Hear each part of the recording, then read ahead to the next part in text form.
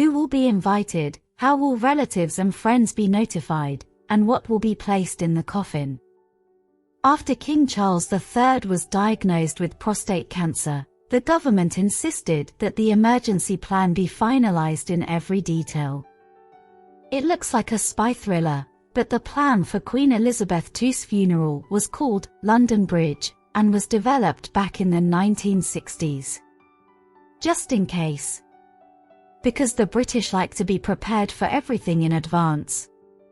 For example, the operation of Prince Philip's funeral was called Forth Bridge.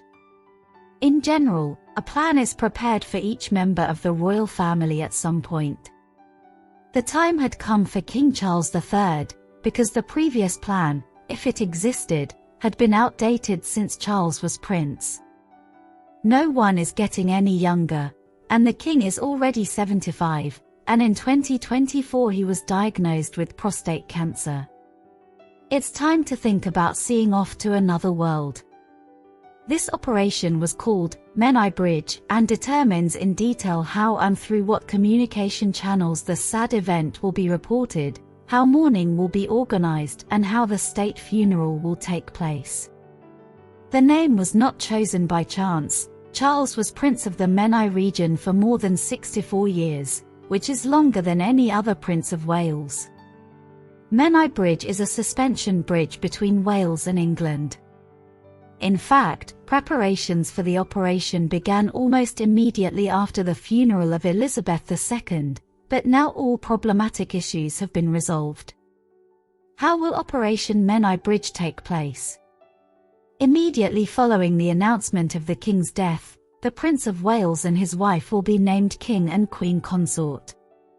The new king will address the nation and declare national mourning. The Prime Minister and members of the Privy Chancellery are informed by the private secretary of King Charles III. He can't just call and say, "The king is dead." He will say the code, "The Menai Bridge has fallen." Whitehall flags will be flown at half-staff and government officials will have to discuss prepared funeral scenarios. In addition, security measures on the streets were discussed. Funerals will be state funerals, which means they will involve the armed forces. There will also be a guard of honor, in which the king's children will take part. Queen Victoria, at the end of the 19th century, carefully thought out her funeral, including instructions on what flowers should be on her coffin and what should be placed next to her. It was a plaster cast of her beloved husband's hand, and on one hand his wedding ring, on the other a ring from John Brown, and many more details. A link about this will be at the end of the article. Queen Elizabeth II's husband, Prince Philip, indicated in advance that he wanted his coffin to be carried in a specially equipped Land Rover. Queen Mother Elizabeth Bosleon asked for a rehearsal for her funeral 22 years before the event actually took place. The widow of King George VI has died at the age of 101. There is no doubt that Charles also has wishes that will not yet become public knowledge. Charles III became king just a year ago. He has waited so long for this, and he still has something to do. So for many years the king would like the Menai Bridge plan not to be carried out for a long time. On the upcoming Commonwealth Day, all eyes are on Buckingham Palace as King Charles's absence from the traditional service on March 11 sparks intrigue and speculation. In a departure from past years, Queen Camilla will represent the monarch, stepping into the spotlight to mark the occasion. While King Charles will be notably absent from the physical proceedings, he will make his presence felt through a heartfelt video message, extending his greetings and gratitude to the diverse nations comprising the Commonwealth. With this year's theme centered on One Sustainable Shared Future, the King's address aims to underscore the importance of unity and collaboration among the 56 member states. Yet, beyond the official agenda lies a more personal gesture from the King. In his message, he seeks to convey his appreciation to the countless well-wishers who have sent him messages of support and encouragement during his recovery. It's a poignant acknowledgement of the outpouring of goodwill he has received during his period of convalescence.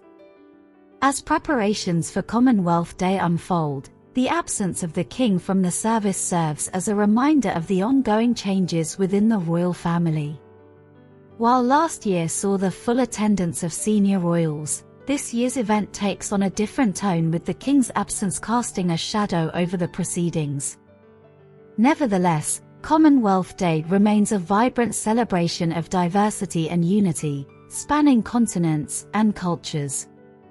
From religious and civic gatherings to flag-raising ceremonies and cultural events, the day serves as a testament to the enduring bonds shared among nations across Africa, Asia, the Caribbean, the Americas, the Pacific, and Europe. As the world watches and participates in the festivities, the spirit of camaraderie and collaboration inherent in the Commonwealth continues to shine brightly, offering hope for a sustainable and shared future for all. Commonwealth Day is a very significant event in the royal calendar, which usually brings the entire royal family to Westminster Abbey for a festive service. As it became known, due to the treatment of his illness, King Charles will miss this event, but he intends to record a video message of congratulations to the people of the Commonwealth countries and thank them for the warm words of support and wishes for recovery that he received. The service will take place on March 11th, and as it became known, the royal family will be led by his wife Camilla in the absence of the king. It is not yet known whether the Prince of Wales will appear at the ceremony. Newspapers hope that he will.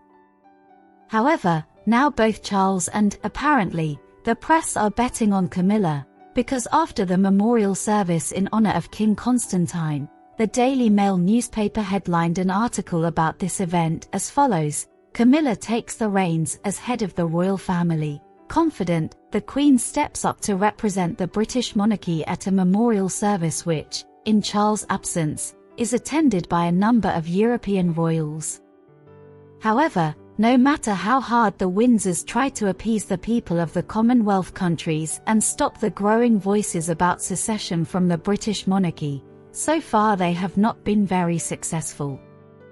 For example, Australia refused to print Charles' portrait on the new Australian dollar banknotes.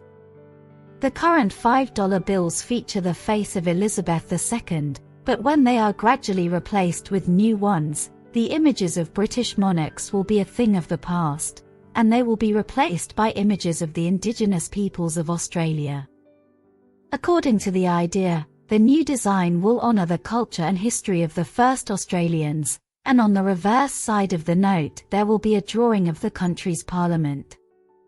The Reserve Bank of Australia announced the innovation and invited the people to decide for themselves which images to place instead of the royal portrait. Reserve Bank spokeswoman Michelle McPhee called on Australians to come up with a banknote design that unites the country, and thus further separates it from its connection to the British monarchy. We invite all Australians to rethink the $5 bill, looking for themes that reflect the unique and rich culture and history of our country's indigenous people. This could be a story passed down through generations, a place, an idea, a tool or an object that brings a community together.